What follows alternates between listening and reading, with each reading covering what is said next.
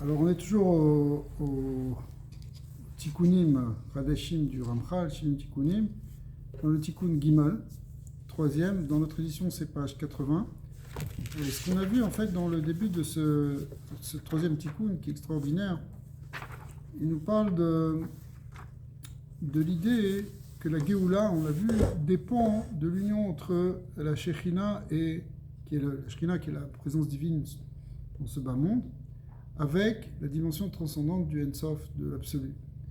Et lorsqu'il y a cette séparation, lorsqu'il n'y a pas cette force qui vient pour donner de la force à la Shekhinah, alors il y a une faiblesse en quelque sorte qui affecte Israël, parce que la Shekhinah n'a pas la force de protéger Israël. Et inversement, les Bnei Israël doivent faire des mitzvot et faire des choses pour rattacher justement la Shekhinah à sa source elle-même, sa source infinie. Et à ce moment-là, ils reçoivent cette protection. C'est-à-dire qu'à la fois, la Shekhinah nous protège et en même temps, en quelque sorte, on protège la Shekhinah. Bien qu'on peut comprendre, bien que ça puisse être difficile à comprendre. Qu'est-ce que ça veut dire protéger la Shekhinah? La Shekhinah, c'est divin, c'est la Kadosh Baruch Hu. Mais c'est toute l'idée que quand Israël est parti en exil, la Shekhinah elle est partie en exil parmi eux. D'accord. Alors, on était page 79, on va reprendre là. Veitema bema chela avidda. Quelle est la force comment on peut donner cette force à la Shekhinah? C'est quoi cette force? D'où vient cette force? Et là, mais les taot kefirim netot Hashem da Hashem shema kadisha. C'est quoi? C'est celui du verset qui dit fracasse Hashem. Les crocs des lionceaux. Les crocs des lionceaux. C'est quoi les crocs des lionceaux? Les lionceaux, on a vu ici, c'est les forces du mal, c'est les anges tutélaires des nations qui essayent de soumettre Israël. Oui. Mais qu'est-ce qui va donner cette force? C'est le Shem Yud Kei Vav Kei. Hein, d'accord? C'est quoi Yud Kei Vav Kei ici? C'est le nom, justement, c'est Avaya Shema Kadisha Kucha Brichu de Natirla Leshkinta. C'est Kucha Brichu. Mazé Kucha Brichu. Kucha Brichu, c'est Akadosh Baruch Hu, c'est l'aspect justement transcendant. C'est l'aspect du Ensof. Donc il faut, ça on peut le rapprocher par la Torah et par les mitzvot. Ou Shkinta Natra Lehu les Israël. À ce moment-là, la Shekhinah garde Israël, protège. Mais Ginkar, ça veut dire on a besoin d'être protégé. On a vraiment besoin d'être protégé. Si tu peux mettre tous les systèmes de sécurité, on l'a vu au 7 octobre, malheureusement. Si c'est pas la Shekhinah qui nous protège, on ne peut pas être protégé. Et les lionceaux, c'est drôle parce que quand nous dévorent. Tu traduis le Saint béni soit-il, qui protège la Shekhinah, ouais. Et après c'est la Shekhinah qui protège Israël. C'est exactement ce qu'on est en train d'expliquer. C'est qu'il faut qu'il y ait une dimension supérieure, qui est la dimension justement infinie de Dieu, qui vienne renforcer la providence divine, la Shekhinah, pour qu'elle puisse protéger les Neshamot d'Israël. Et c'est pour ça que toutes les mitzvot, elles sont les Shem Yichud Kucha Brichu Shrinte. Il faut unifier Akadosh Baruch Hu, Kucha Brichu, l'aspect transcendant, avec la Shekhinah, qui est l'aspect immanent. On le fait pour donner cette force à la Shekhinah. Lorsque la Shekhinah elle a de la force, ça veut dire c'est là qu'on voit des miracles, c'est là qu'on voit la présence de Dieu sur terre. Et sans cette présence de Dieu sur terre, Israël est comme un agneau au milieu des 70 loups. Alors ici, l'image qui était donnée, c'est justement l'ange d'Israël qui est au milieu, l'ange d'Israël qui est la Shekhinah, qui est au milieu des 70 lions. Donc, l'idée, c'est qu'il faut redonner la force à la Shekhinah, mais la manière de redonner la force à la Shekhinah, c'est en faisant ce yichud. Donc faisons cette union. Mais Israël, les Natrin, au Raïta, Mitzvot, alors comment ils le font? C'est par la Torah. Justement, Israël, les Natrin, au Raïta, lorsque les Bnei Israël gardent la Torah, Mitzvot Aseh, Mitzvot Lotaseh. Donc le fait de garder la Torah, vous savez, on ne veut pas revenir sur ce qui s'est passé le 7 octobre, mais les kibbutzim, ça a été prouvé, les kibbutzim qui gardaient Shabbat, ils ont été protégés. La Torah, elle amène cette union. La Torah, elle amène cette union, et cette union, elle amène cette protection. C'est ça qu'on est en train de voir. En faisant Torah c'est-à-dire les mitzvot tassé, mitzvot lo tassé, et le passouk qui nous dit, dans Vaïtranan, vous allez préserver vos âmes, vous allez les préserver, vous allez les garder.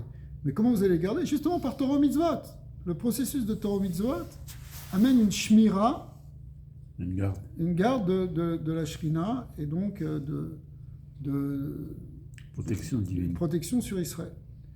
Des Garmin, Shrintal et Natraleo. Ça va entraîner par la pratique des mitzvot, par le fait de faire les Torah mitzvot. On amène Dieu dans ce monde, on amène une force dans la Shrina qui va garder Israël. Veilo, et sinon, alors, c'est un autre verset qui est employé, qui est de Shirachirim, qui représente le fait que la Shrina n'est pas protégée et que du coup, nous aussi, on n'est pas protégés. Et c'est quoi? C'est l'idée d'une vigne qui n'a pas été gardée. Karmi Sheli lo natati. Karmi Sheli lo natarti, ma vigne n'a pas été gardée. C'est quoi ma vigne ici? La vigne, c'est la Shrina. Et la Shrina qui protège normalement les âmes d'Israël. Donc on a besoin de cette protection. Tu peux faire tout ce que tu veux, mais tu as besoin d'une protection divine. Ava netiruta, ça ne veut pas dire qu'il ne faut pas qu'on se batte et qu'on se défende, mais s'il n'y a pas la protection de Dieu, tu peux avoir l'armée la plus organisée, la technologie la plus en pointe de sécurité. C'est ce qu'on avait, soi-disant une barrière bourrée d'électronique, de dernier cri qui devait nous protéger. Et on voit des gars qui sont passés avec des ânes et des sandales. Incroyable. D'accord? Pourquoi? Parce que si on n'est pas protégé par la Shrina, que tu veuilles ou non, tu n'es pas protégé. Avant, donc là, il y avait une intention de ne pas protéger à ce moment-là. Ça, je ne sais pas, on ne va pas rentrer maintenant dans ça, mais en tout cas, on voit que ce qui nous protège, c'est Torah mitzvot.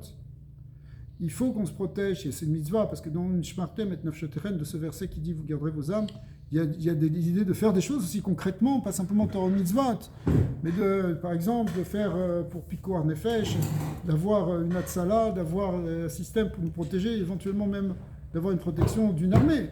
Mais alors, à cet endroit précis, pardon. Mais même si on a cette protection de l'armée, si on n'est pas protégé par la Shrina, ça ne fonctionne pas. Voilà. On a une mitzvah de se protéger concrètement, mais on a une mitzvah de se protéger par la présence divine. Et la manière de se protéger par la présence divine, c'est pas ce que nous dit le texte ici, c'est par la Torah. Je ne veux pas avoir l'air de dire des choses qui ne devraient pas être dites, mais tous les gens qui étaient le 7 octobre à cet endroit n'étaient pas nécessairement des chômeurs.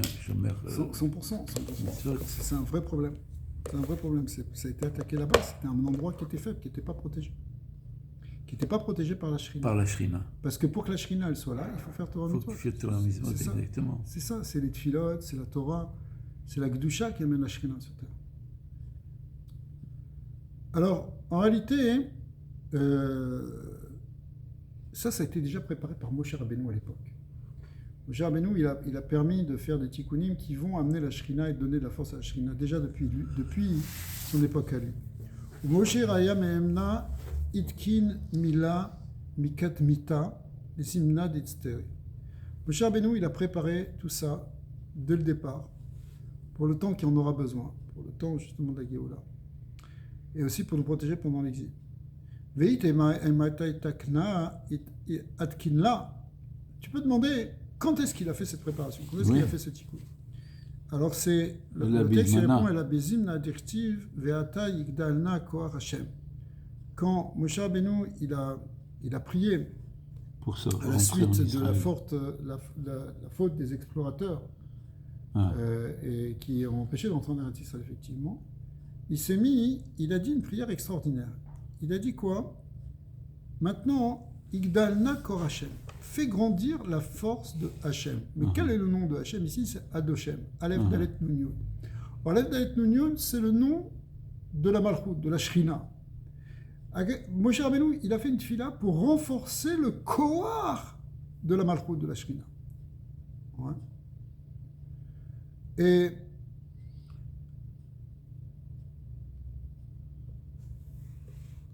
Dea Be'uzimna Kamat Sitra Achra les Katrega Kabel Shrinta. Parce que, après la faute des explorateurs qui ne voulaient pas entrer en Eretz Israël, eh bien, la Sitra Achra, les forces du mal, elles se sont renforcées contre la Shrina, justement. Des Kivyachol à des Kivyachol Itral Ishreilamilain. C'est comme si les forces supérieures, les forces de Gdusha, les forces divines, elles ont été amoindries. Elles ont perdu des forces. C'est comme si la Shrina a perdu les forces. C'est ça ce qui s'est passé. Moshe Kaim Betukpe, Leat Kafala. Moshe, il s'est maintenant dressé en force pour lui faire, pour la renforcer. Pour la renforcer. Oui. Mais Ginkar, Yigdal, Kohar, Adoshem, c'est pour ça qu'il écrit. Il a grandi le nom de. Fait grandir le nom de Hachem, Bema, hein, et là des massar. Comment il a fait? Parce que c'est bien beau de dire comment tu fais pour faire grandir la Shekhinah. Par des paroles, non? Non. Et là, des massar garmel et mota begine, c'est qu'il a fait Messirut Nefesh. La force de Moshe Rabbeinu, c'est cette capacité de faire Messirut Nefesh pour la Malchut, pour la Shekhinah. Et quand il fait ça, hein, c'est ça qui donne de la force à la Kedusha. Comment est-ce qu'en acte, ça se traduit? Il a dit, il était prêt à donner sa vie, ouais, Oui. pour que Akadosh Baruch Hu, après, comme aussi après le Vaudeur aussi. Oui. À chaque fois, il a donné. Après le Vaudeur aussi, il avait dit Mechelina Misifrecha. Misifrecha, oui. Efface Passe-moi mon de nom. ton livre. Les meilleurs go inun klipin kashin acharcha leu beatrayu. Et tout le but, c'était de descendre dans les clipotes, c'est-à-dire il est allé à l'encontre des forces du mal pour les déraciner. Adaou dirtiv tachat asher eera lamavet nafsho ve'et pishim nimna vechule. Alors c'est le passage de Isaïe qui dit qu'il s'est donné à la mort, il a fait le Messirut Nefesh, et il est rentré dans le monde des forces du mal, et en fait c'est comme ça qu'il a réussi à porter la faute, c'est-à-dire à empêcher que Akadosh Baruch Hu détruise tout ce clan d'Israël. Ve'et poshim nimna, donc il a préservé finalement les fauteurs. Ve'la poshim yavgia, il a agi en fonction des coupables, c'est-à-dire des explorateurs.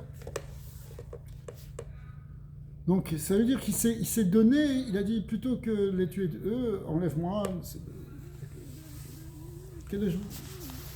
Même les coupables, il les a défendus. Bien sûr. C'est-à-dire qu'en fait, il a enlevé les accusations de la Sitracha. Et du coup, il a renforcé la Kedusha. Il a renforcé la force de la Shrina. Ulchol Amora Gadol, on est page 81.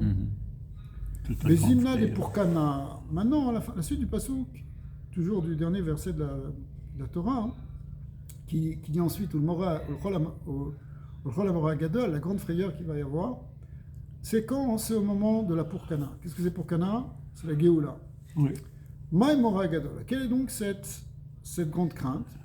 Et là, Bezimna dirtiv veiru goyim et shem Hashem. C'est le moment où va s'accomplir ce verset qu'on dit dans Tehillim 120, 16, qui dit que la crainte va s'abattre sur les nations. Et ils vont craindre le nom de Dieu. Les nations vont se mettre à craindre le nom de Dieu. Ils vont le révérer. Ils vont le glorifier. C'est ça. C'est la grande frayeur, c'est-à-dire qu'il y a un grand dévoilement au moment de la Géoula du Shem Yud-Kei Vav-Kei, et ça crée un grand mouvement dans le monde. Oui. Verazada, Moragadol, Ze Gilui Shrina. C'est ça l'idée que le Moragadol, la grande frayeur, c'est le Gilui Shrina. Derden, Ishtamudat, Shrinta, Betukfaila.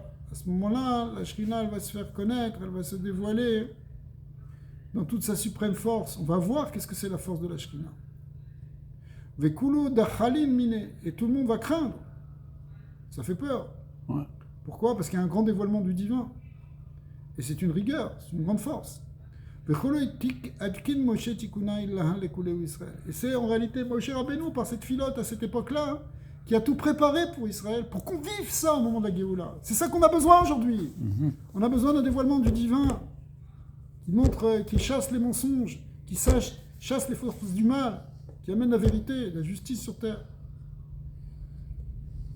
Alors, comme on a dit, ce Sefer, c'est pas le Ramchal directement qui l'écrit, ce sont des grandes Neshamot ou des grands Malachim qui lui dictent. Et là, dans cette assemblée céleste, vient l'ange Matat, Métatron, dont on évite de dire le nom parce que c'est un nom d'ange, donc qui est sacré. Et l'ange Matat vient et il se présente, on va le voir tout au long de ce livre, comme un grand maître, un grand enseignant de Torah. Comme on le voit déjà dans d'autres livres, par exemple dans Pirkei des Rabbi Ishmael, on appelle aussi le Sefer Chanor, parce que c'est l'ange Matat qui vient et qui initie, qui enseigne à l'ange, à Ishmael Kohen Gadol, Rabbi Ishmael Kohen Gadol, il lui enseigne les secrets des mondes supérieurs. Ici aussi, l'ange Matat va venir et va enseigner au Ramchal. Vea Matat Sarah Rabba. On l'appelle le Sarah Rabba, c'est quoi? Le grand prince. Hein, il est appelé aussi, dans certains endroits, le Sarapanim, qui veut dire l'ange de la face, ou le ministre de l'intérieur, ou le premier ministre de Dieu. Sarah Rabba, Nachit Patar Ve'amar. Alors il est descendu vers le Ramchal, et il lui a dit, Rabbi, Vadaï Kucha Abrichu Begaluta Rachik Iyu Mishrinta. C'est sûr que pendant l'exil, Kucha Abrichu, Akadosh Baruch Hu, cet aspect masculin, transcendant de Dieu, il est éloigné de la Shrina, qui est l'aspect féminin et immanent. Veitmar, et sur ça il est dit dans le passage de Jérémie, mais Rachok Hashem Nirali, que de loin, Dieu m'est apparu. C'est un passage de Jérémie. C'est quoi de loin Dieu m'est apparu? Ça représente cet éloignement entre Kuchabrichu et la Shrina, entre l'aspect divin qui dépasse le monde et l'aspect divin qui est incarné, qui est manifesté dans le monde terrestre. Et pourquoi il y a cet éloignement? Et là, Begin, de Ad, Idake, Magdisha. Parce que ça prend le temps de purifier le Mikdash, le sanctuaire. Qu'est-ce que ça veut dire, cette histoire? Écoute, c'est comme si, lorsqu'on veut nettoyer quelque chose, on veut nettoyer des tuyaux, on va prendre un exemple très physique, il faut couper l'eau pendant un moment. Ouais. Pour purifier le sanctuaire, il ne faut pas que les influx divins y descendent pendant un certain temps. Et le temps de l'exil, c'est un temps de purification. Ouais. C'est un temps de purification du sanctuaire, mais le sanctuaire, ça doit devenir toute la terre. C'est un temps de tikkun, en fait. Exactement. C'est toute la terre elle-même, elle doit finalement être réparée, sanctifiée, pour devenir un kéli, un réceptacle qui peut recevoir les influx supérieurs. Ouais. Et c'est pourquoi, pendant tout le temps de l'exil, Akadosh Baruch Hu, ce principe masculin, il est séparé de ce principe féminin. Vim Kolda, les Gokula. Mais il ne l'abandonne pas. Vim Kolda, les Gokula, à l'intérieur de tout ça, Bediurta ila Kaim. Ça reste encore ça reste pur. C'est-à-dire que même si on pense qu'il y a un éloignement entre Kuchabriku et la Shrina, en réalité, c'est juste apparent, c'est juste dans la fritzoniot, dans l'extériorité. Mais dans la profondeur, il y a une union. Dieu ne peut pas être disloqué, ne peut pas être séparé. Ça ne veut rien dire à un certain point. Qu'est-ce que ça veut dire qu'il y a une séparation entre Akadosh Baruch Hu et la Shrina? Mais tout ça, c'est l'aspect de Dieu. Ouais. Et Dieu, il est un. Donc, il n'est pas soumis à la séparation. C'est de notre point de vue qu'on voit les choses comme plusieurs parties, plusieurs aspects. Mais en réalité, Dieu, il est un dans l'absolu. Donc, dans la profondeur des choses, il n'y a pas de séparation. C'est seulement dans l'extériorité qu'il y a une séparation. Beginka, Nireli, c'est pour ça que, en réalité, Nireli, ça apparaît comme ça. Il me semble, Rachok, il m'apparaît comme Rachok, mais en fait, il ne l'est pas. Ouais. Itema de Begindeyu Rachok, Shavigla Lishrinta. Effectivement, si tu voulais dire que parce qu'il est éloigné, alors il a abandonné la Shrina, la Vechi, c'est pas comme ça. Et la Kuchabrichu, Lo Shavikla Le Almin. Kadosh Baruch Hu ne laissera jamais, et ne laisse jamais la Shrina. Adao dirtiv, Aeloke Mikarovani. Et ça, c'est un autre verset aussi de Jérémie qui dit justement que, en réalité, que je suis proche. En tant que Dieu, je suis proche. Des Béchata, donc ça veut dire qu'il y a une proximité entre Akadosh Baruch Hu et la Shrina. Des Béchata, des Chavou Israël. Parce qu'au moment où les Bnei Israël ont fauté, Veit Masrou, Beyada des Sitra Achara, qu'ils ont été livrés aux forces de l'autre côté, qu'on appelle les forces du mal, qu'on appelle la Sitra Achara en araméen. Les Nafka, les Bar Me'ara, c'est ce qui a produit le fait qu'ils ont été expulsés de leur terre, qu'ils ont l'exil. Chashvu, à ce moment-là, il y a eu une possibilité de croire que les Kutcham Richu, Lokaïm, Alayou Yatir, que Akadosh Baruch Hu ne se tient plus avec eux, qu'Hachem les a abandonnés. Begin car Igdim Nevia, c'est pour ça que la prophétie, c'est-à-dire le prophète, c'est-à-dire Jérémie, il a devancé ça même avant l'exil, Ve'amar à Elohim et Karov Ani, que suis-je donc un Dieu qui serait pas de près? Bien sûr que je suis de près. Uktiv Ineni Moshiacha Merachok. C'est marqué aussi que je vais te sauver de loin. Ça veut dire que même si tu as l'impression que je suis loin, mais en réalité je suis proche, parce que de loin je m'occupe de toi. Ma Merachok, qu'est-ce que ça veut dire Merachok? Ça veut dire même dans les situations difficiles, où la Shrina est exilée, où le clan Israël est dans la souffrance. En réalité, Akadosh Baruch Hu, il est là. Ma Merachok, Itema, Dekucha Abrichu, Loyete le Kabla, la le Matronita. Parce que ça veut dire quoi maintenant? De loin. De loin, ça veut dire, tu pourrais dire que Akadosh Baruch Hu, il ne s'occupe pas de la Matronita. Matronita, c'est un autre terme dans le Zohar pour désigner la Shrina, la Malchut. La Vechi, c'est pas comme ça. Et la Moshiacha Mirachok. En réalité, de loin, Akadosh Baruch Hu, il te sauve.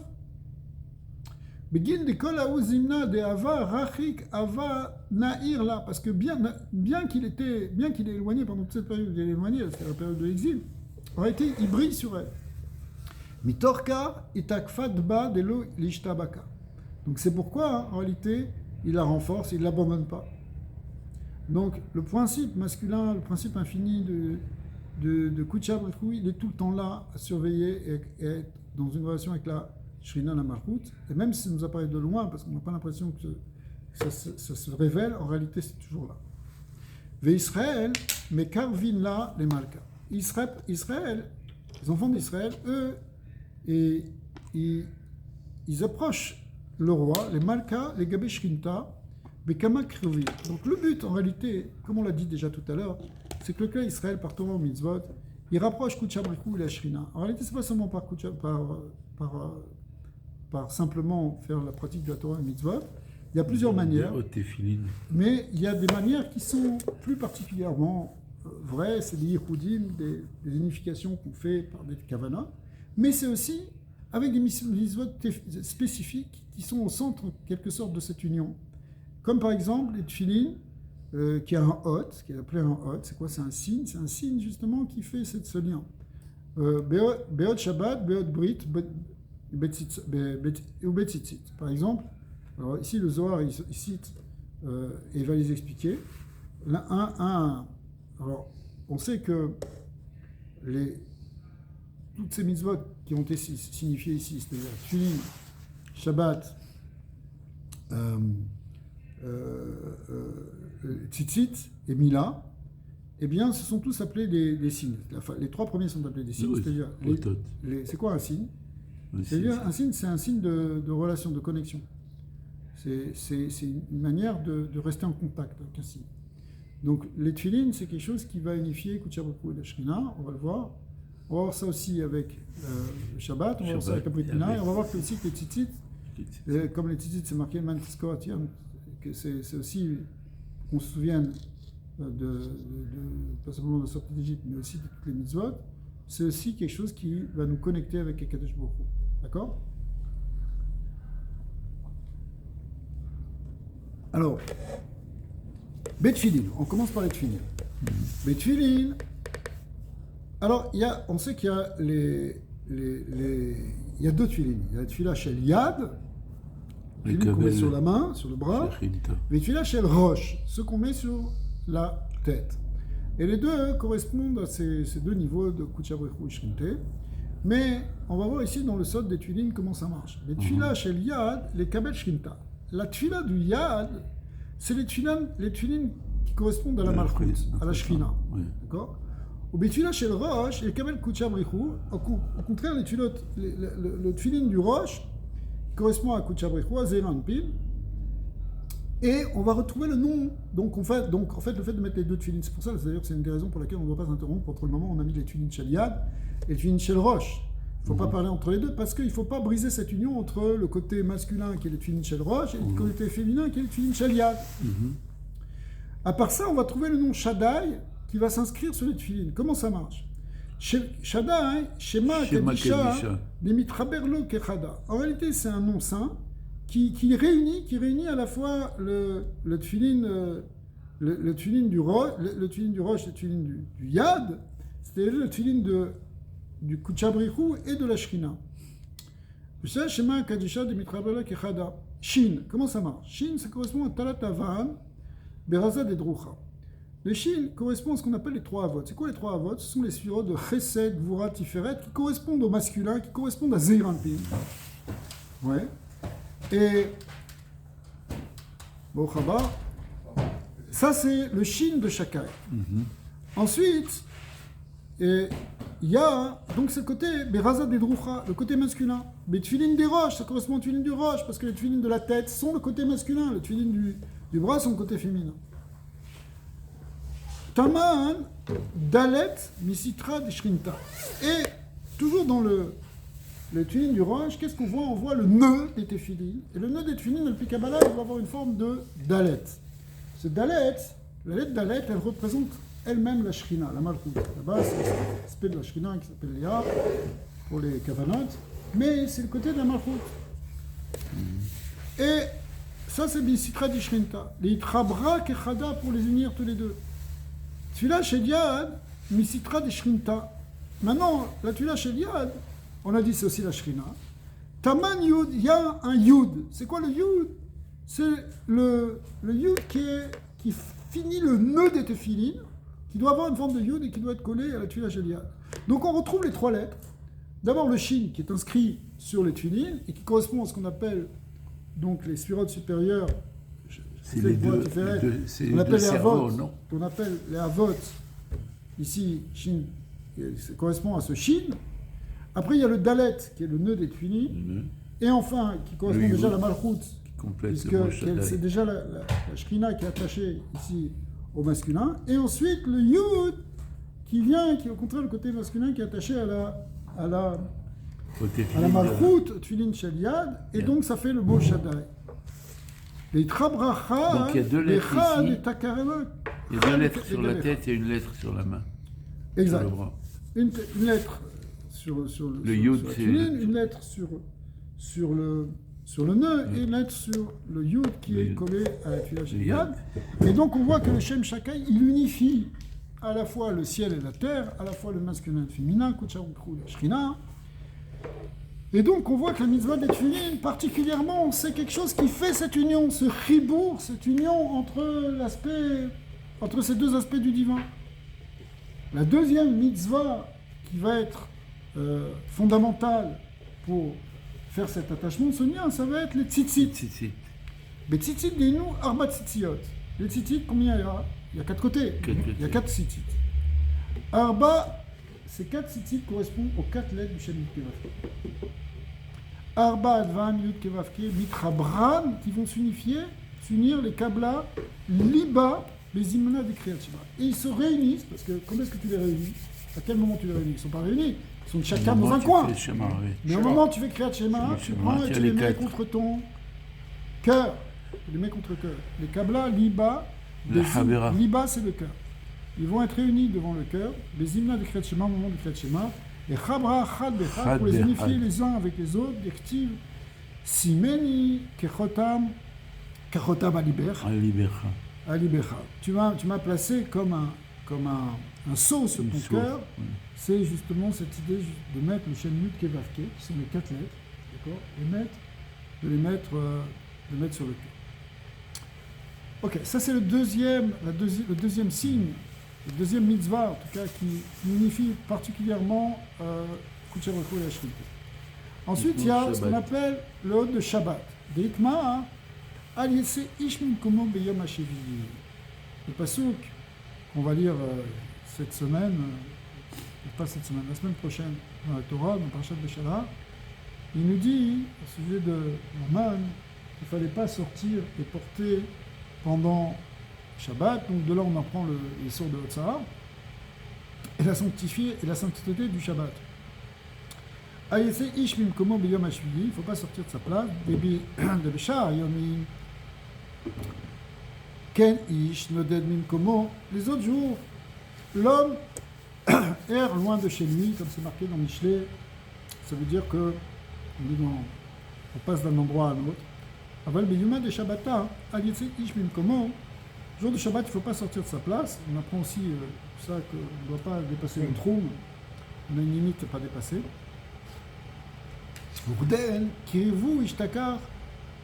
Et donc, c'est un moment de rapprochement, c'est un moment d'union. On n'est pas justement dans un moment de dispersion. C'est marqué dans les Tikkuné HaZohar que quand on fait passer du Reshuta Yachid au Reshuta Rabim, c'est le problème de Tzara. Si vous ne connaissez pas ça, parce qu'il y a un Hérouv. Dans un endroit où il n'y a pas de Hérouv, quand tu sors de la maison, tu es dans un Reshuta Yachid, tu sors dans la rue, tu passes dans un Reshuta Rabim. En tout cas, bon, même si c'est Rabbanan, ou en tout cas Beraïta, mais se passe dans un Reshuta Rabim. Le fait de passer du Reshuta Yachid au Reshuta Rabim, le Zohar, il appelle ça passer du Reshut de Dieu, qui est le Yachid, au Reshut de la Sitra Achara, qui est celui de la multiplicité et de la dispersion. Ah.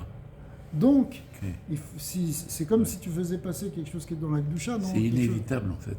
Alors si, c'est évitable. Pendant Shabbat, il ne faut pas faire ça. Pas Shabbat. Pendant la semaine, on fait ça, on transfère des étincelles pour faire des birourim et des tikkoutim. Mais pendant Shabbat, on ne doit pas faire ça. Pourquoi ? Parce que c'est un moment de yichoud, on reste dans le yichoud. Alors tout ce qu'on veut, tout ce dont on parle ici, maintenant, c'est la notion de yichoud. Ok ? Donc le Shabbat, c'est aussi le hôte du Shabbat. Il est un des points fondamentaux pour unifier Kudsha B'Chou et la Shekhinah, c'est-à-dire pour réaliser le yichoud du divin Monseigneur. Là, il dit Al Yatse Ish Mimikomo. Al Yatse Ish Mimikomo, c'est de là qu'on apprend. Ok ?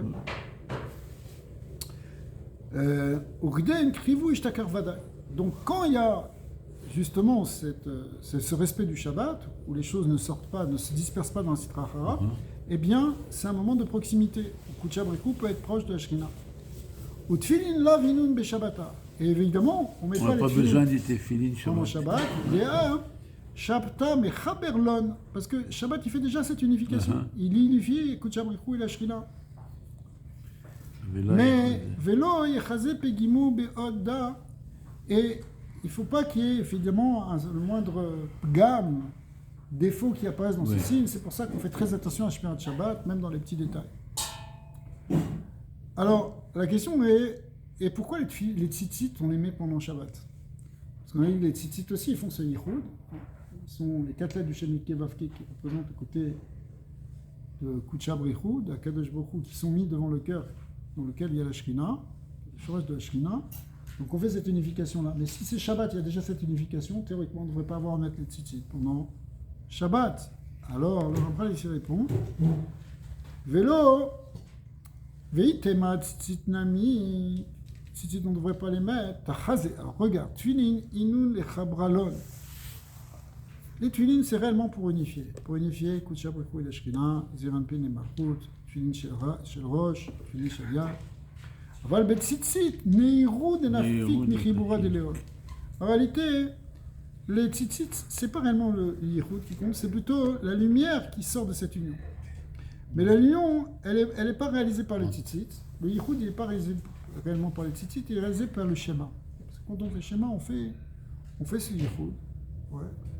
Et les tzitzit, en réalité, un des points pourquoi il y a ce yichoud qui est fait pendant le schéma, parce qu'on unifie à la fois la parole et le cœur. Ouais, c'est-à-dire la pnimiut et la chitzoniut, Kudsha B'Chou et la Shekhinah. Mais ce qui va propager la lumière après vers le bas, c'est les tzitzit. Ouais. Donc les tzitzit, ce n'est pas ceux qui sont responsables du yichoud, c'est ceux qui propagent le yichoud. Donc c'est pour ça qu'on peut mettre les tzitzit aussi pendant Shabbat. Bon, de toute façon, tout ça, il y a des raisons halachiques. Oui. On va comprendre pourquoi Shabbat, pourquoi les tunis, c'est pas le Zman pendant Shabbat, etc. Mais c'est discuté en Gemara. Mais là, ce qu'on est en train d'expliquer, c'est le sens. Allez un petit peu, merci. Ouais. Merci. C'est un thé aromatique mentholé et sucré. Ok, super, merci beaucoup. Alors, là, le dernier signe dont on Berit. voulait parler, c'est celui de la Brit Mila. Alors, Brit Mila, hein, Beot Berit. Brit, ça veut dire une alliance. כן. Ça veut dire quoi une alliance? C'est une alliance entre le haut et le bas, Ouais. entre le spirituel et le matériel, entre l'aspect transcendant de Dieu et l'aspect immanent. Kuchar Befou, la Shrinta, entre l'aspect masculin et féminin. Tout ça, ce sont un peu des synonymes pour dire cette union. Alors, Beot Brit, des mains des Mekim et Brit, de l'eau les ala les Beatar Nocha. Alors, ça ne suffit pas, évidemment, de faire la Brit Mila à 8 jours et de se dire, ça y est, on est quitte, on a fait les choses. Ça serait bien. Mais il faut aussi garder l'alliance. Garder l'alliance, ça veut dire avoir une certaine pureté, une certaine kidusha dans les unions. Et en particulier, de ne pas se marier avec, en dehors de quelqu'un du clan d'Israël. Il y a toutes sortes de lois, évidemment. Des man, des mekim et de brit, des lo le ala le beatar nocha. Ou bien pas faire des relations interdites, quelles qu'elles soient. Parce que quand il y a une relation interdite, une relation intime interdite, ça fait que la lumière de l'alliance, le brit, il est... Voilà, merci beaucoup. Et vous devez... Et la lumière de l'alliance du brit, elle va se perdre dans la citra, elle va se perdre dans la doucha. Il y a des étincelles de doucha qui vont partir. Il y a un certain nombre de choses qui ont été expliquées dans le Zohar et dans le Harizal qui se passent. Mais en tout cas, hein, le fait de garder le brit, au contraire, ça conserve cette union entre Akadosh Baruch Hu et la Shekhinah. Ça ne va pas se perdre. Donc, el brit, de l'olé à la beatar nocha, pour ne pas l'amener dans un endroit étranger, garim qui rivou des coups de chabrikoucherie. Ça amène, quand on préserve ça, c'est une forme de mitzvot lotassé, si tu veux, mais qui font que ça va renforcer l'union entre Akadosh Baruch Hu et la Shekhinah.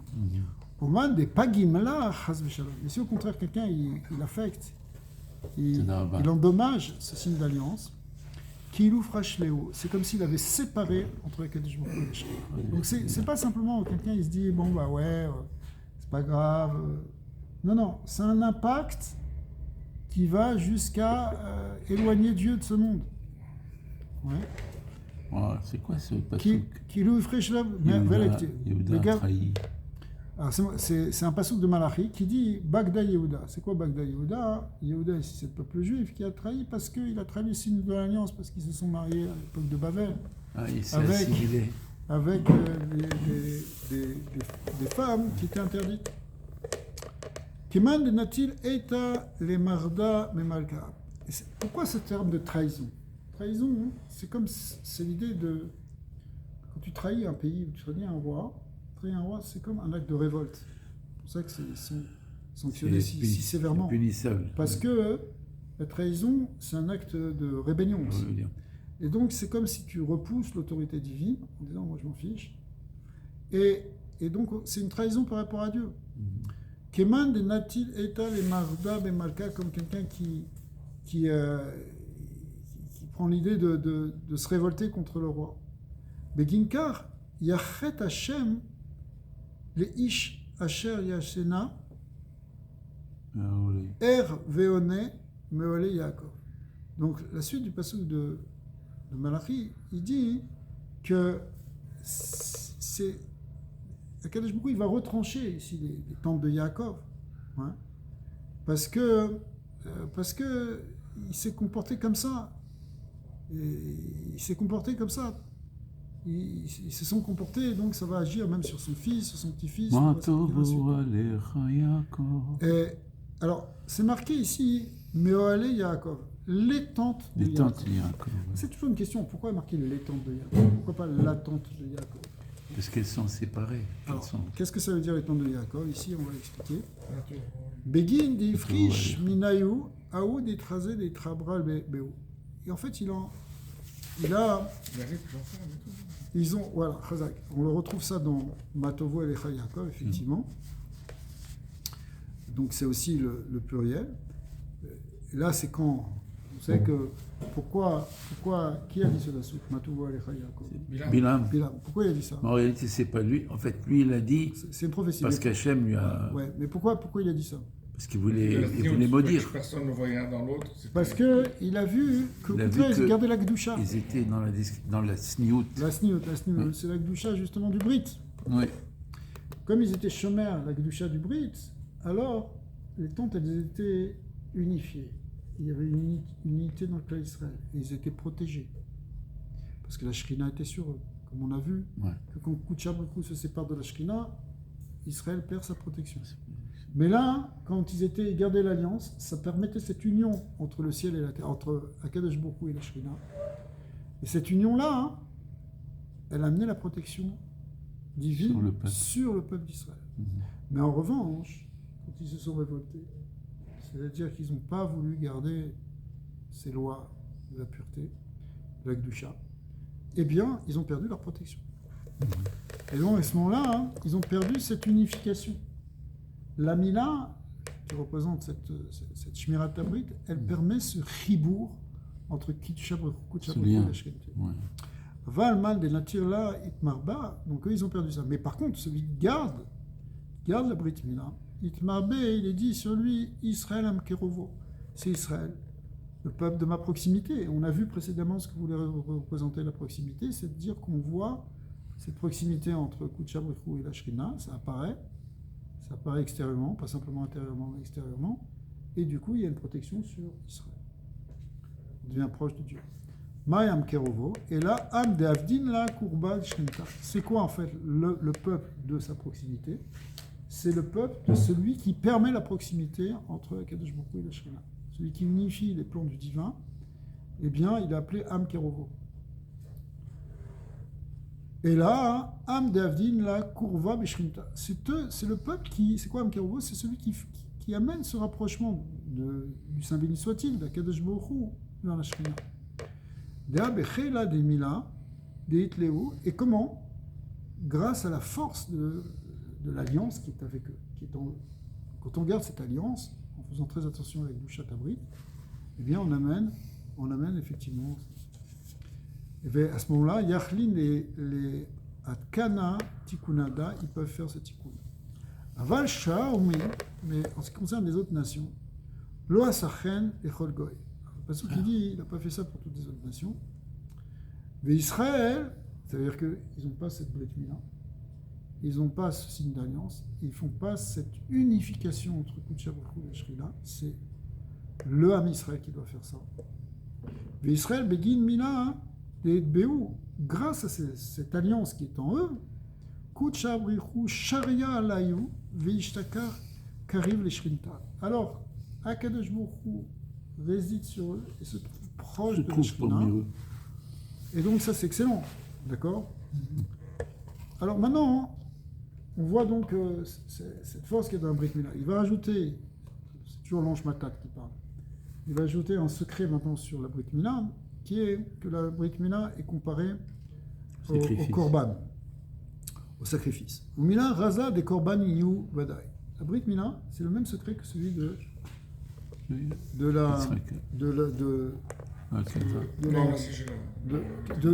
du sacrifice.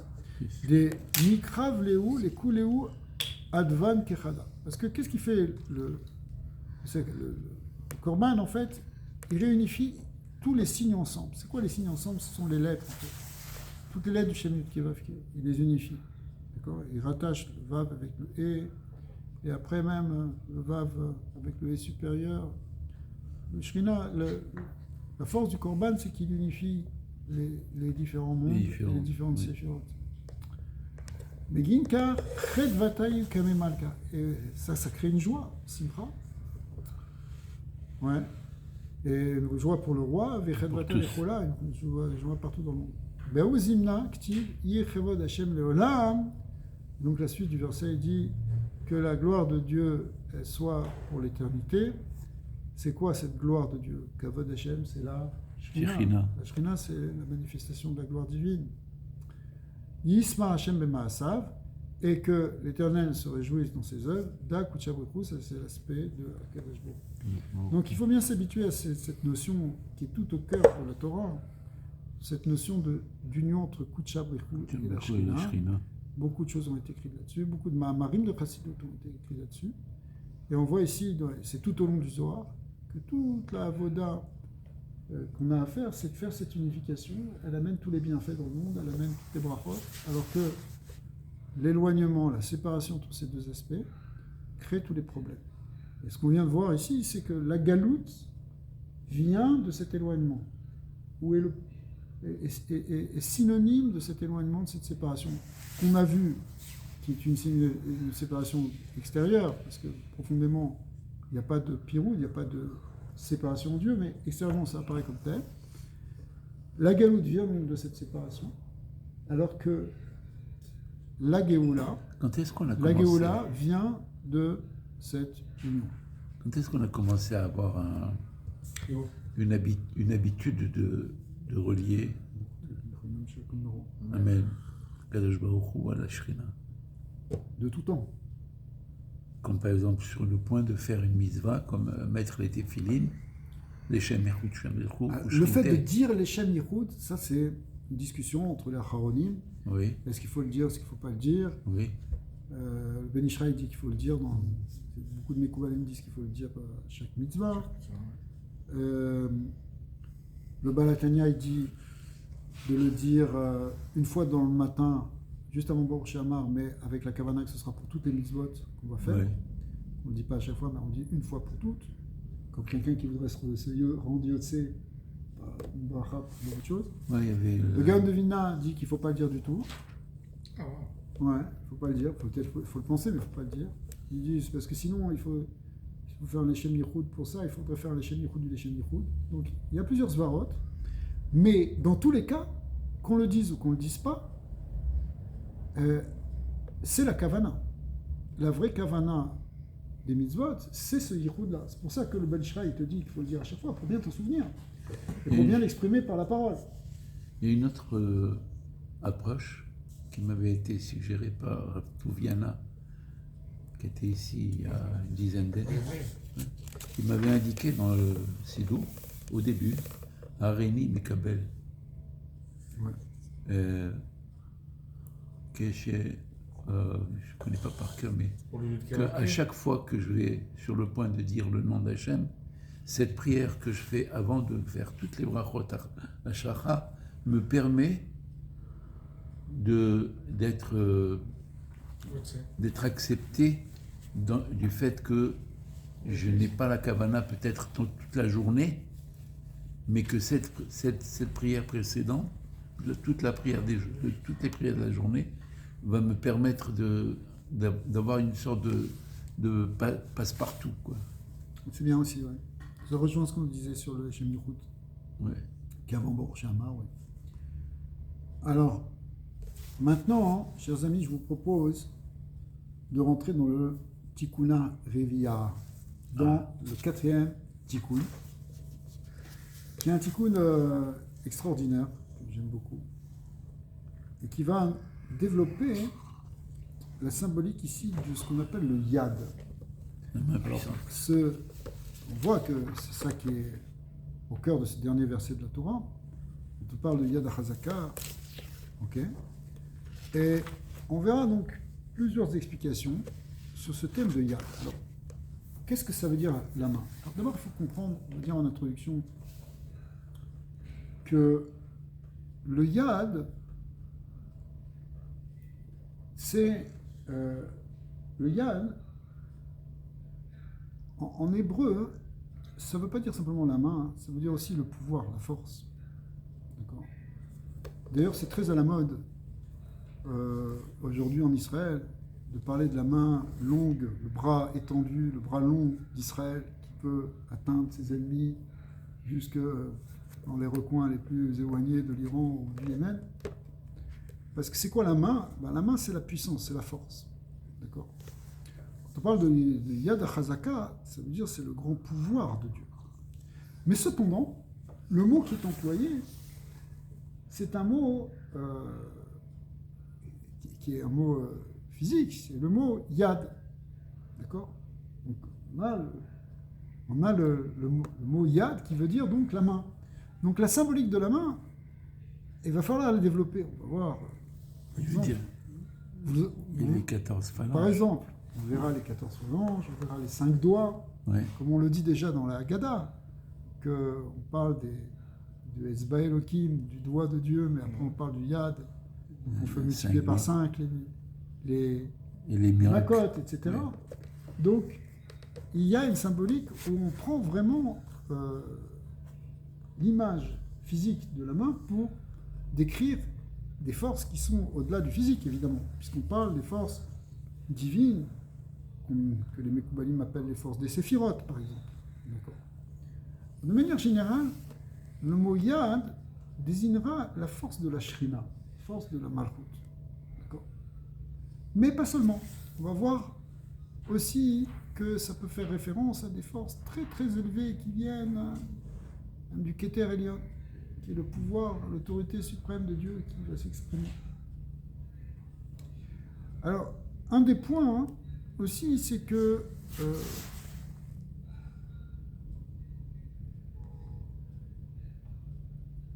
on va entrer tout de suite. On va entrer dans... Avant de rentrer dans... Là, ils disent la main gauche. Attends, on va expliquer. Il y a un cours. Il y a quelqu'un qui étudie avec...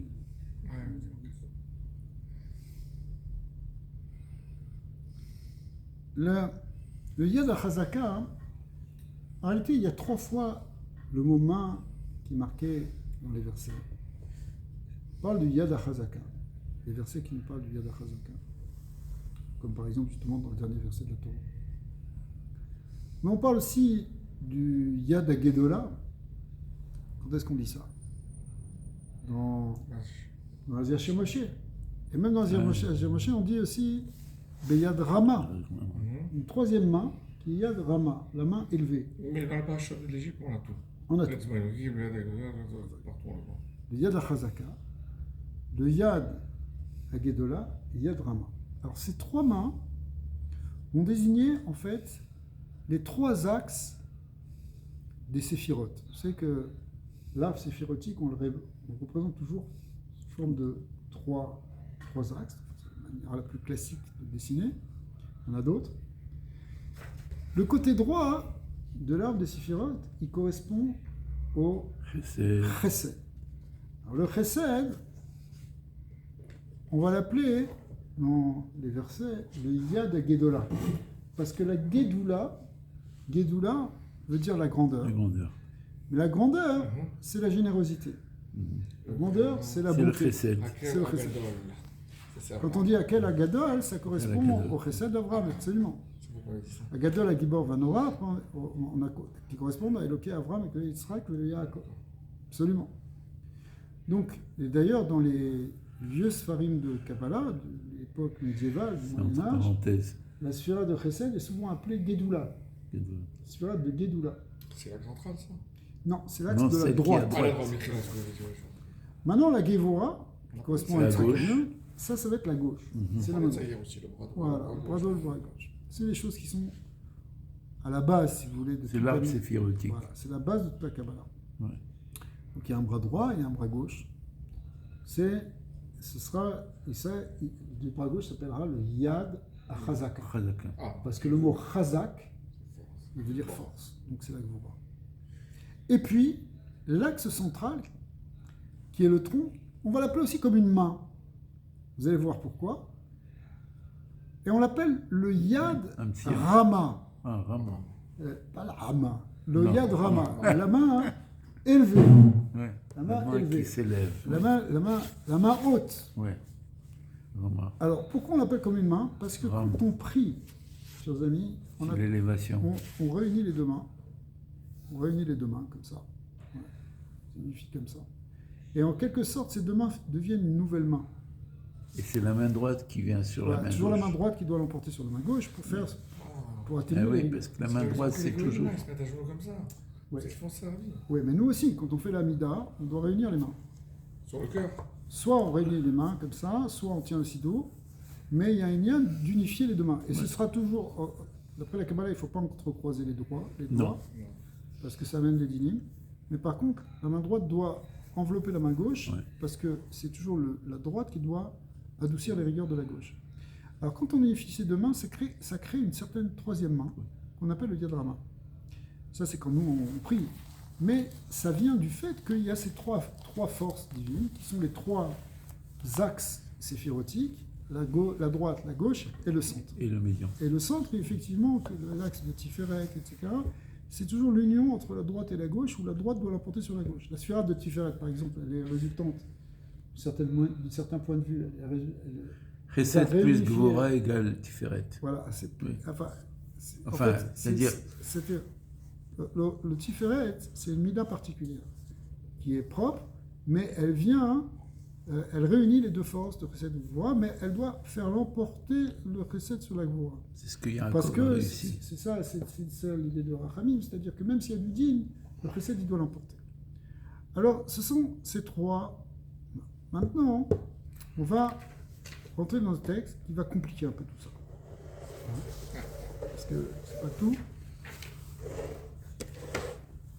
Mais ces trois mains vont correspondre à des Shemot HaKedoshim.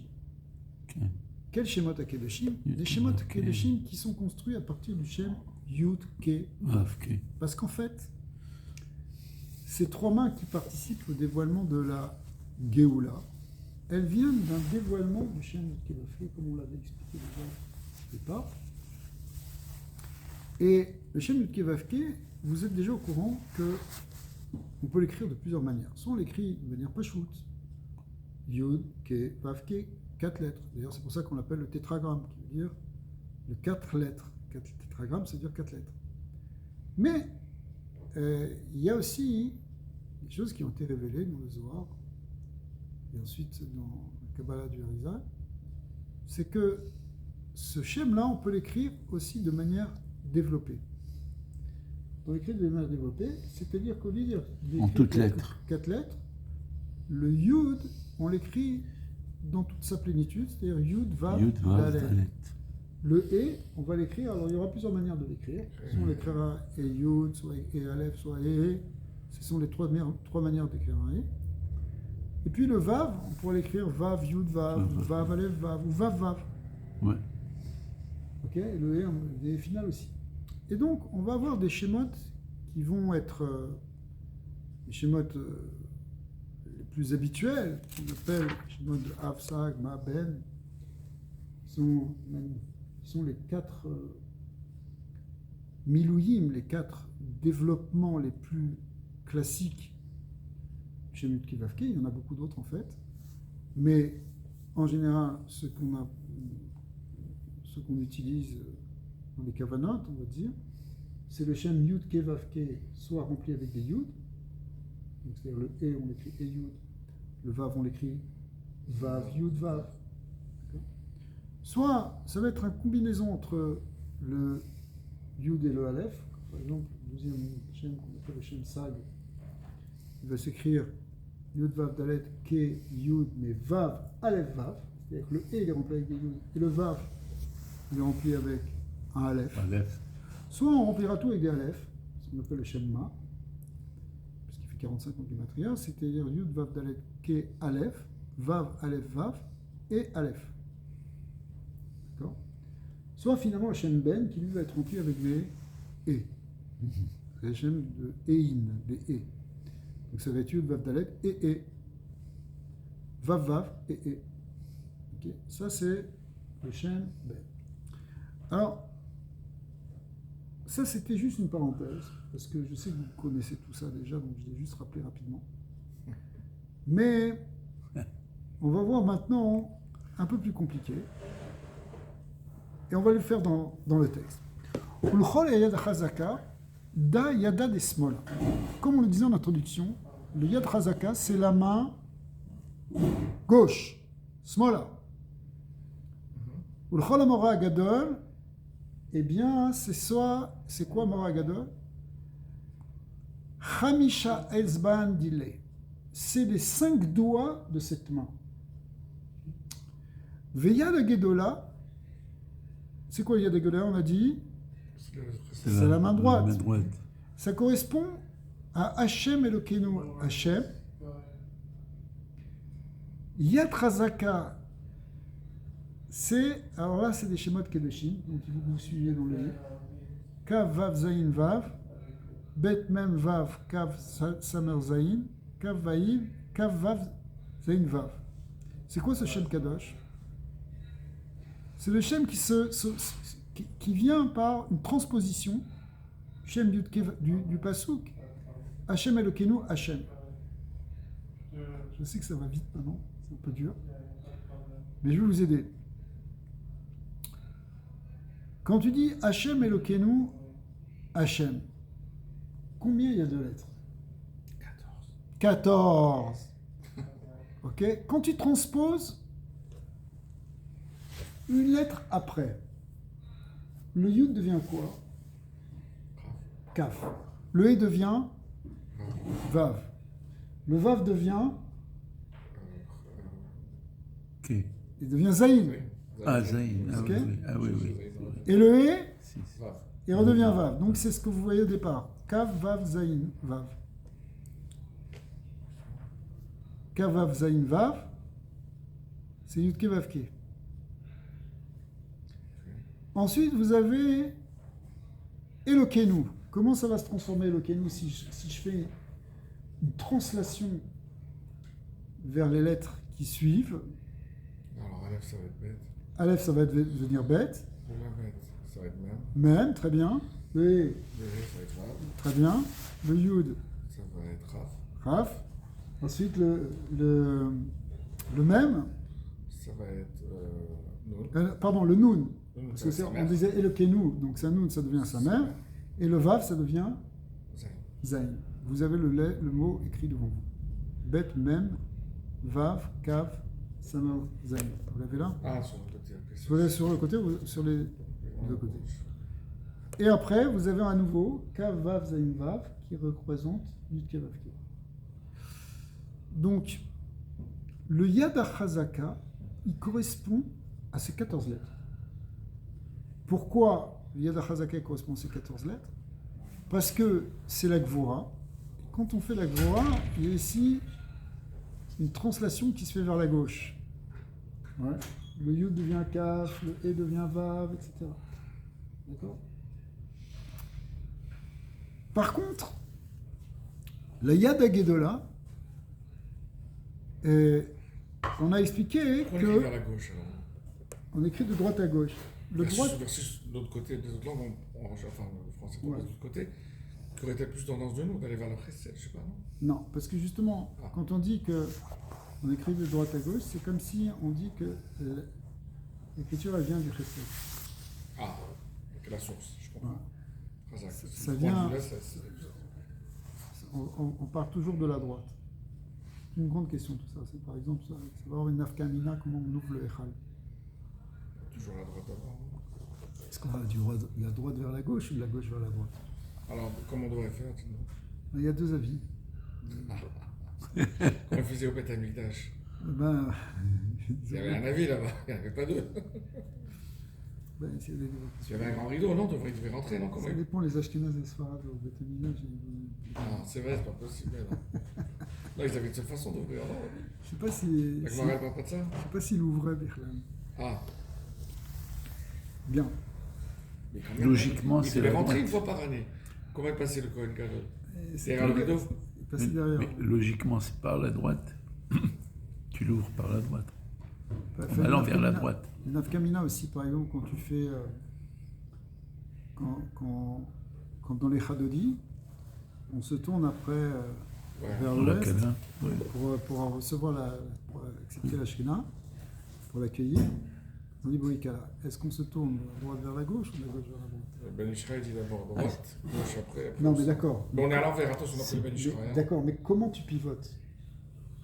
Oui, apparemment, je m'excuse. Sur Tu te deux tiens comme pieds, ça, tu vas sur pivoter deux comme pieds. ça. Mais est-ce que Voilà. tu vas pivoter comme ça ou est-ce que tu vas pivoter comme ça?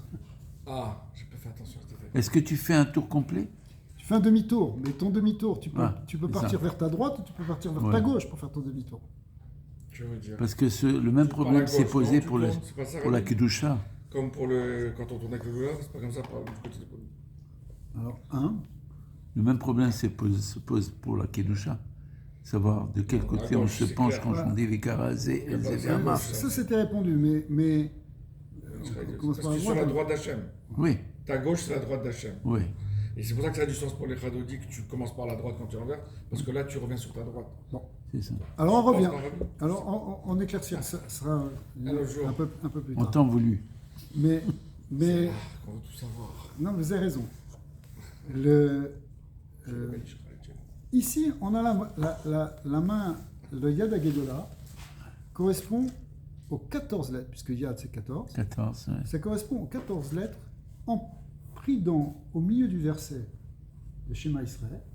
Quand on dit Shema Israël, Hashem Elokeinu, Hashem Echad, eh bien quand on dit Hashem Elokeinu, Hashem, il y a 14 lettres. 14 lettres.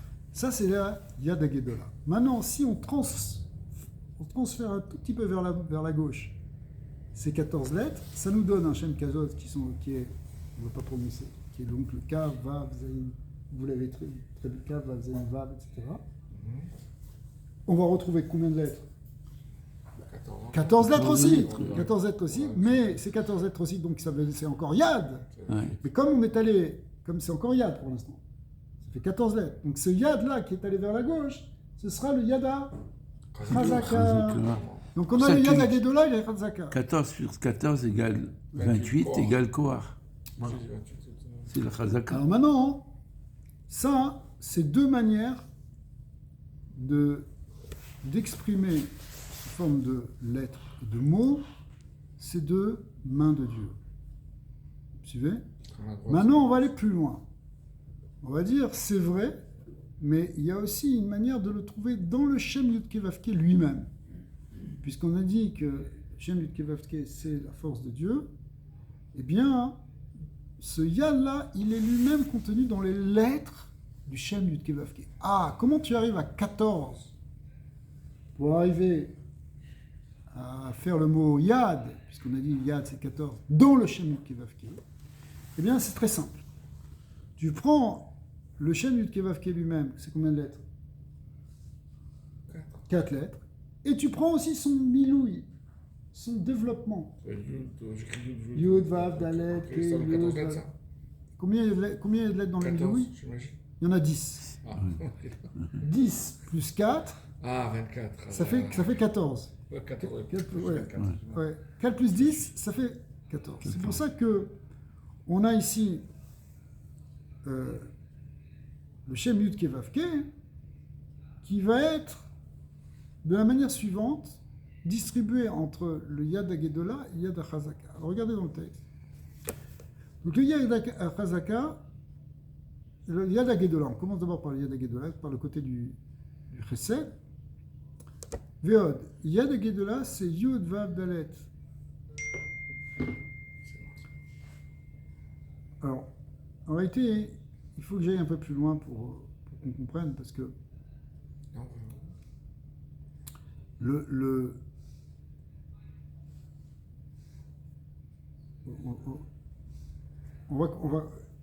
il y a un point encore que je n'ai pas à développer, c'est que le miloui lui-même, il peut être développé à un second degré. Donc, alors on va voir si vous suivez déjà. C'est quoi les 4 lettres du Shem Yudke Vavke? Yudke Vavke. Maintenant, on va prendre le miloui avec des aleph. D'accord? Ok. Des aleph. Dis-moi comment ça fait. Alors, c'est Aleph, bon, le Yud, c'est le Yud. Yud, ça fait Yud, Yud, Vav, Le Vav. Vav avec. Dalet. Voilà. Dalet. Ensuite, il y a le E. C'est comment on écrit le E? Vous avez dit avec Aleph. Ouais. Alors, He, Aleph, He. Et ça fait E aleph. Ça, c'est le E. Ensuite, qu'est-ce qu'il y a? Ah, c'est juste ça. Ouais. Il y a le Vav. Ouais. Comment on écrit le Vav? Normalement, on va mettre un Aleph entre. Ouais, donc on va l'écrire comment? Vav, Aleph, Vav. Vav, aleph, Vav. Et ensuite, il y a encore un. Un autre. Ouais, comment on l'écrit? He, Aleph. et Aleph. Vous avez les 10 lettres du Milou. Maintenant, si je remplis ce Milou-là à un deuxième niveau, comment je vais l'écrire? Avec He. Non, toujours avec des aleph. Toujours avec Un Aleph. autre. Ouais, Alors, je le développe une seconde fois. Donc j'avais Yud Vav Dalet au départ. Ah, bah alors, encore une fois. Ça va faire Yud Vav. Le He lui-même, par exemple. Je peux faire He, Aleph encore. Ouais, mais le aleph, comment vous allez l'écrire maintenant? Avec. Allez, je vais mettre Aleph. Lamed P. Voilà. Vous avez compris? Ouais. Alors regardez maintenant dans le texte, ça va être plus simple. Donc, le Yad HaGedolah, alors, je vous aide un petit peu.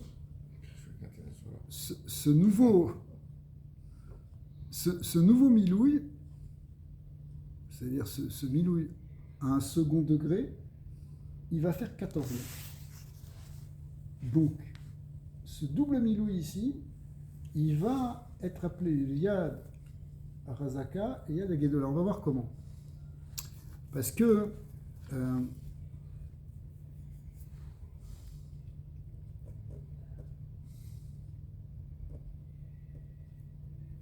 Comment on appelle la main haute? alors, en fait, Rama. quand je dis qu'il fait 14, C'est vraiment, hein? il ne fait pas 14 en réalité, il fait 28 lettres, mais qu'on va séparer en deux, qui vont faire d'un côté le Yad HaChazaka et d'un côté le Yad HaGedolah. Mhm. Donc, vous l'avez d'ailleurs dans le Oui. dessin qui est dans la note 2 ici. Ouais. C'est ça. On part d'abord de Yudke Vavke. C'est écrit en haut Yudke Vavke. Mhm. Ouais, première ligne.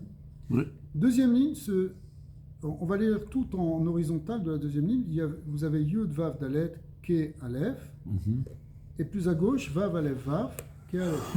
C'est le Miloui. C'est celui que vous m'avez dit. Mhm. D'accord? C'est les 10 lettres du Miloui. Maintenant, quand j'arrive au Miloui du Miloui, donc c'est la troisième ligne, j'ai Yud Vav Dalet qui correspondait au Yud. Ensuite, Vav Aleph Vav qui correspondait au Vav de Yud. Et ensuite, Dalet Lamet Tav qui correspondait Correspond au Dalet Dalet de de Yud. Yud. Vous suivez? Mhm. Ensuite, j'ai Keyud qui correspondait au E. Aleph, pardon, qui correspondait au E. Et ensuite, j'ai Aleph Lamet P qui correspondait au Aleph. Aleph du E. Et ensuite, toujours à gauche, j'ai Vav Aleph Vav qui correspondait au Vav. Mhm. Ensuite, Aleph Lamet P qui correspondait au Aleph. Aleph du Vav. Vous voyez? Qui est au-dessus. Mhm. Et ensuite, j'ai Vav Aleph Vav qui correspondait au Vav. Au Vav. Et enfin, j'ai Aleph qui Aleph. correspondait au E. Oui. Et Aleph Lamet P qui correspondait au... Correspondait à quoi? Au P, là, c'est- Au Aleph. Au Aleph. Au voilà, Aleph du E. ça, Ouais. ouais. D'accord? Donc, la troisième ligne, c'est ce qu'on appelle le Milouï du Milouï. Ok? Première ligne, ça s'appelle Pachout.